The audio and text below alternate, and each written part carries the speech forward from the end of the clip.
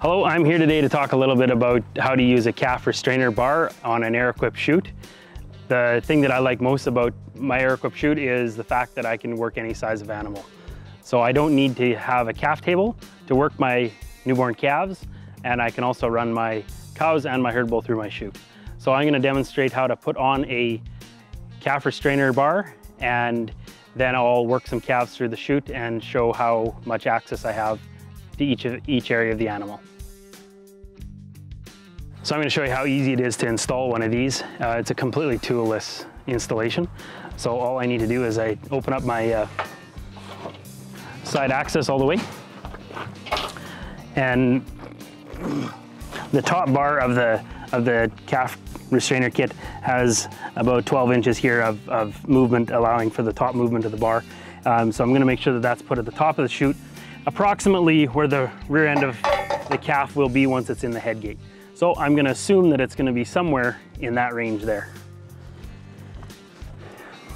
So again, I don't need any tools. These are a wing nut, a jam nut, and I don't need a wrench or anything to install that. So it's very quick and very simple. So I'm going to put the top of my bar in the guide on the top rail, and then on the bottom rail, I'm just going to set it here and again adjust it approximately where I think the hip of my calf is going to be. So I'm going to guess that it's going to be around there somewhere, and then I'm just going to tighten those jam nuts. And I'm ready to bring my first calf in. So the idea is that this can move backwards and forwards. You don't have to adjust it for every calf. As long as we get it in front of the hip, it'll allow the access points on the animal, and we don't have to adjust it every single time. So if you're working on calves that are anywhere from a month to 3 months old, this compensates for the length of the animal.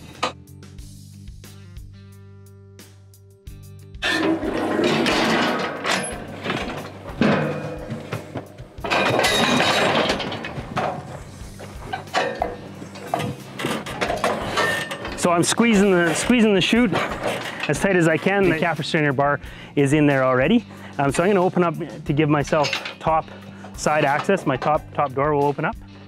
And you can see there how I have full access to its hip. So if I want to brand, if I need to band, now I have full access, squeeze it up a little bit tighter. I can easily tail jack, I can reach underneath, I can castrate with a bander or with a knife. I can also give myself, again, full access right here. If I want to rib brand, I have full access to the rib. Again, if I want to get in there, I can castrate right underneath. And because of the bar being where it is, it's locking the hip.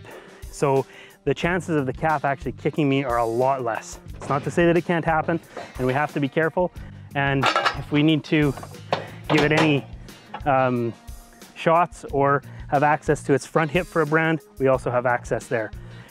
It allows the calf to be in its totally natural position, so it doesn't have to tip on its side. We all know when we tip a calf on its side how much it kicks, and you need 2 or 3 guys to get them in the chute and then hold them still. So this allows me to work calves by myself.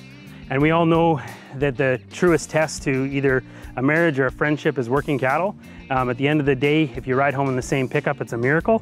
So I can work cattle by myself, or I can work cattle a lot less stress for the animal, as well as for me and my helper. So we'll shut the chute and let the calf out. Just give it a little bit of release. I can release the head gate, and that calf will go out. It's never had to get on its side. It's a lot less stress. It's in its natural position. Thanks for joining us here today. If you've got any questions now or in the future, please don't hesitate to contact AirEquip at any time. Thank you very much.